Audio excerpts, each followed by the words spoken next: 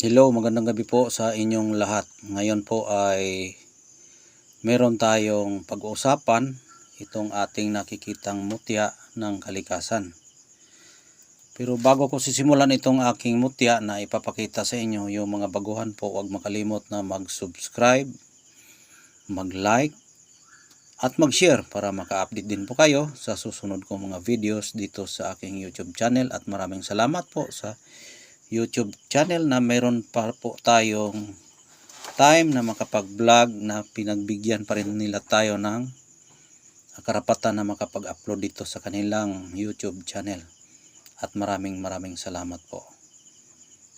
Itong mutyang ito, isa po ito sa pinakamagandang bato na tinatawag na ipu-ipo. Ipu-ipong bato na mutya din po ito sa ipu-ipo. At ang pagkakuha nito ay isa po ito sa aking nakikita na malakas po yung ipu-ipo na nagtatangan siya ng itim na ulap na may kargang tubig. At doon mismo ito bumagsak sa puno ng kahoy na ang kahoy din ay natutumba at nabubutas, at yung pagkabutas mayroon siyang butas na isang dipa. Tapos yung natatamaan ng ipu-ipong ito ay na tumba yung punong kahoy, at doon sa puno talaga niya, doon ang butas at natumba. At dahil nga alam ko po yung ugali ng mga ipu-ipo na mayroon talagang iniwan po yan sila ng bato o mutya na galing sa kanilang binubuhat. Kaya ang ginawa ko, pinuntahan ko agad doon para hindi maabutan ng ilang segundo. Makikita ko po ang kanyang bertod. Kumbaga nag-uusok-usok pa yung power niya. Hindi pa nagbibigay siya ng bertod na mawala. Dahil kumbaga pagod, pagbagsak pagod, nandyan pa yan. Kapag na yan siya, makapagpahinga, mag black magic yan siya, o tinatawag natin na mga pwede din good magic o black magic, o bigla siyang mawala kasi yung power niya mawala agad siya, parang magtagulilong siya. O ganun po yan kapag makapagpahinga na. Kumbaga pag putok, napapagod yan sila. Pagkapagod, maabot mga ilang minutes, biglang mawala yung kanilang mutya. Kaya ang technique sa pagkuha niyan, pagputok, punta mo agad para mapagod po yung mutya. Pag makita mo agad na nag-usok-usok pa, hulihin mo para hindi bumalik sa kanyang pagka-piskay o pagka-agresibo, kasi magtagulilong ito, biglang mawala.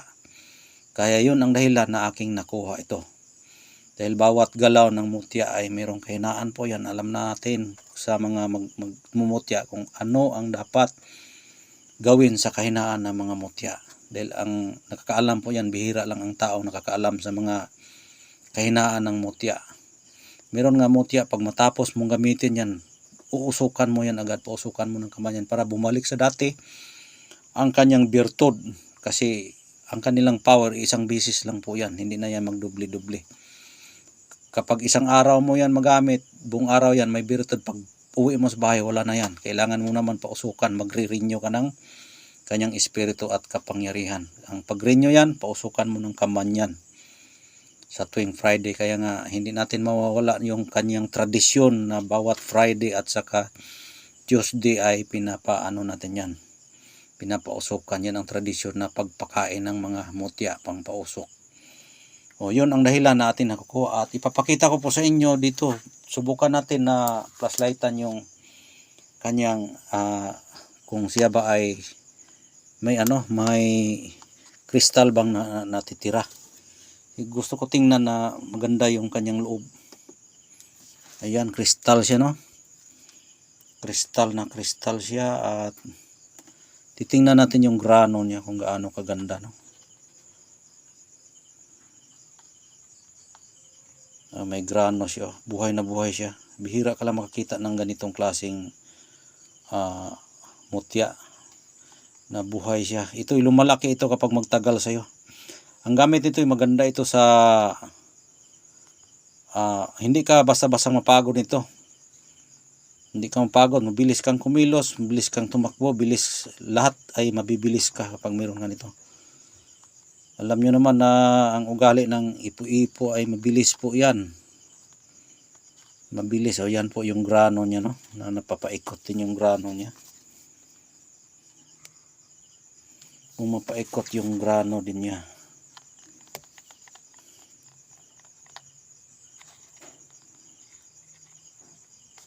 Ayan.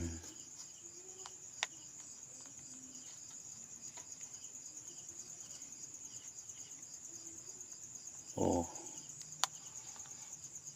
May mga ikot-ikot siya. Pero iba ang kanyang ikot, pahalang man, hindi man siya sure na ano, kasi pahalang yung ikot niya, pa-slide, no? Pero depende kasi yan sa bigay nila, kung ano yung bigay nila, yun talagang kanyang forma. Dahil hindi tayo makapagdikta kung ano ang sabihin natin, oh, ganyanin mo, ganyan ang pag-ikot para maganda. Sila kasi yan nakakaalam, yung mga may-ari na hindi natin makikita, mga espiritu. Ayan. Malakas yung aura niya, hindi nga magpa-video pero mag-blurred siya, no? Ngayon, i-open natin yung flashlight para makita natin ang kabuuhang kulay. Ayan. Ngayon, ito naman ang ating ikutin.